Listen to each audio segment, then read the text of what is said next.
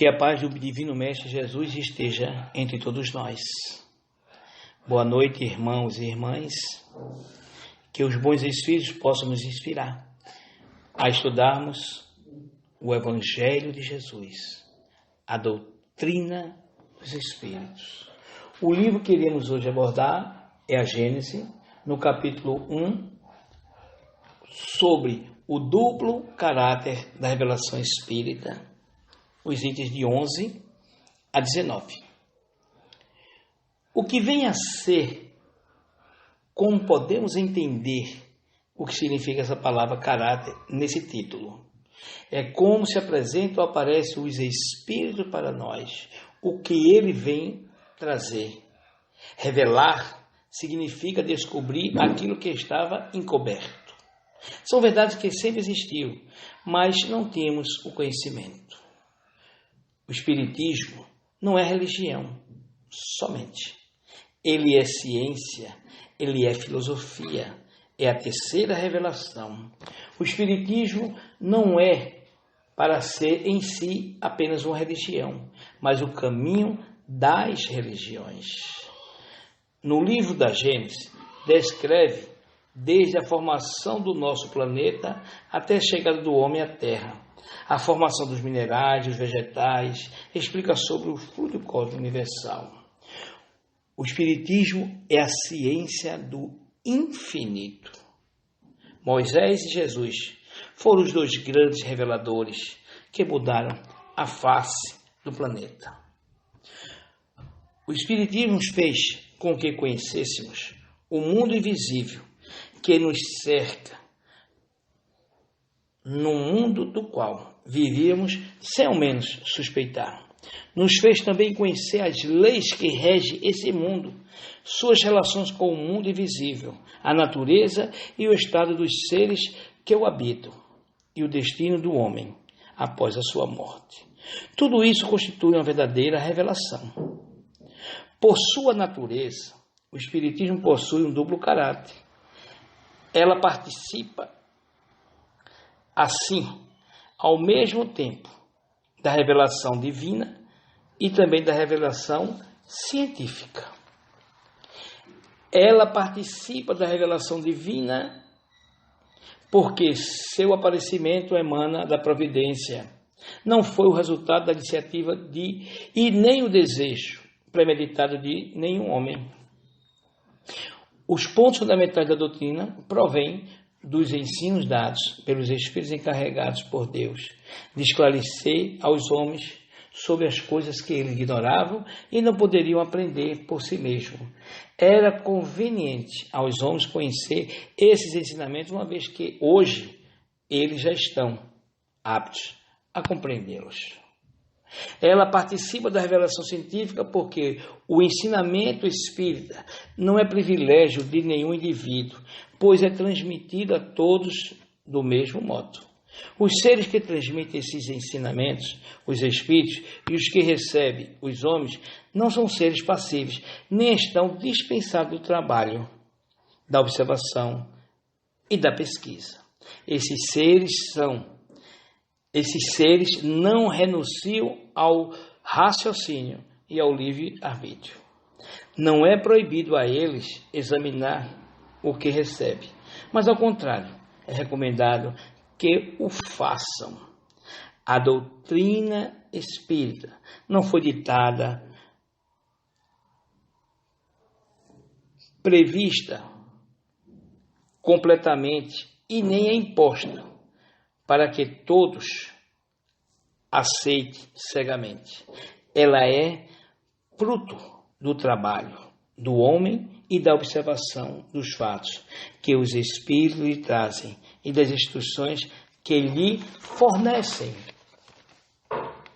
O que caracteriza a revelação espírita é o fato de sua origem ser divina e da iniciativa pertencer aos Espíritos, sendo a sua elaboração fruto do trabalho do homem.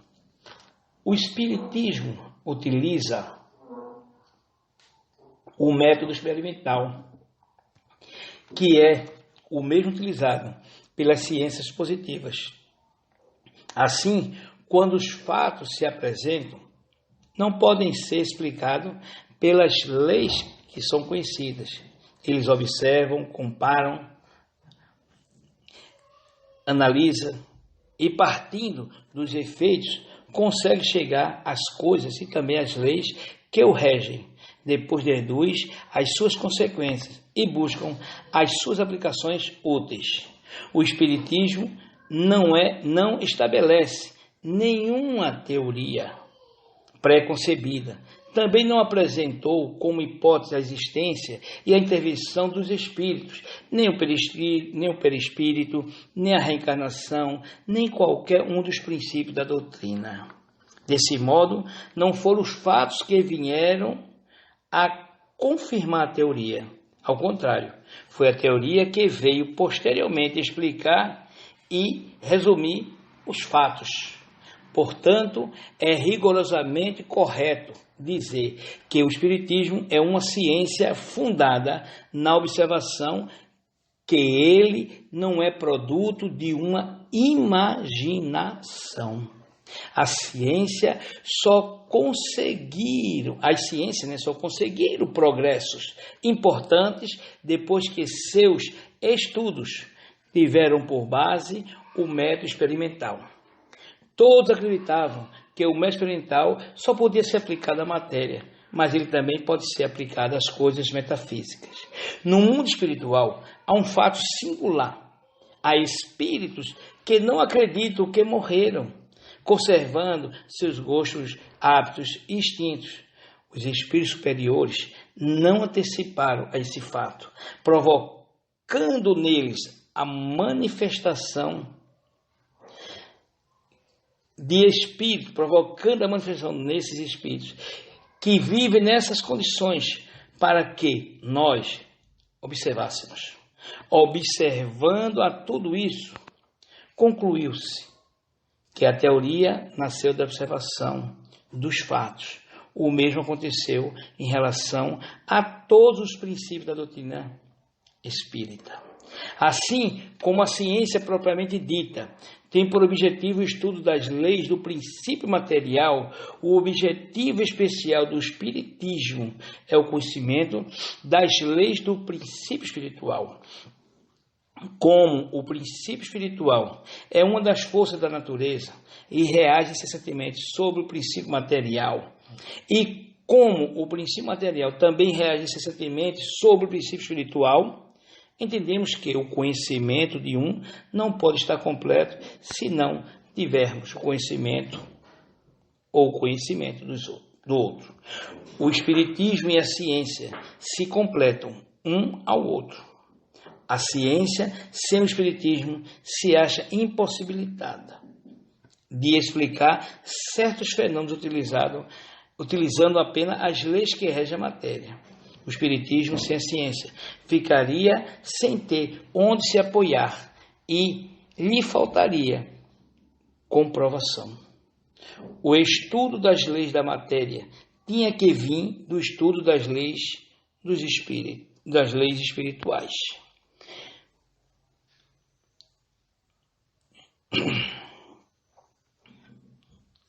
Porque a matéria é aquela primeira que fere aos nossos sentidos.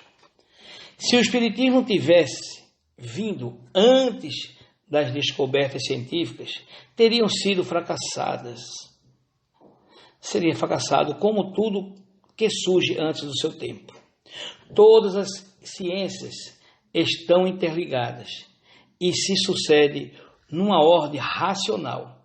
Elas nascem uma das outras, à medida que encontram um ponto de apoio nas ideias e nos conhecimentos anteriores. O exemplo são astronomia, física, química, anatomia, zoologia, botânica, mineralogia, geologia e assim vai. A ciência moderna refutou os 4 elementos primitivos: terra, fogo, água e ar. E em observação, chegou à concepção de um só elemento transformador, gerador de todas as transformações, a matéria. que é inerte, não tem vida, não tem pensamento, não tem sentimentos. Necessário é a sua união com o princípio assim, portanto, o princípio espiritual. O Espiritismo não inventou nem descobriu o princípio espiritual, mas foi o primeiro a demonstrá-lo por meio de provas incontestáveis. Estudou, analisou e tornou evidente a sua ação. Ao elemento material, o Espiritismo juntou o elemento espiritual. Esses dois elementos, esses dois princípios, essas duas forças vivas da natureza, foi junto. Dessa união indissolúvel desses dois elementos, explica-se sem dificuldade uma multidão de fatos. Portanto, o Espiritismo mantém uma ponte de contato com a maior parte das ciências. Assim, o Espiritismo, se entenda, não é magia, nem feitiçaria, mas é o fruto da observação e da experiência. Muita paz para todos.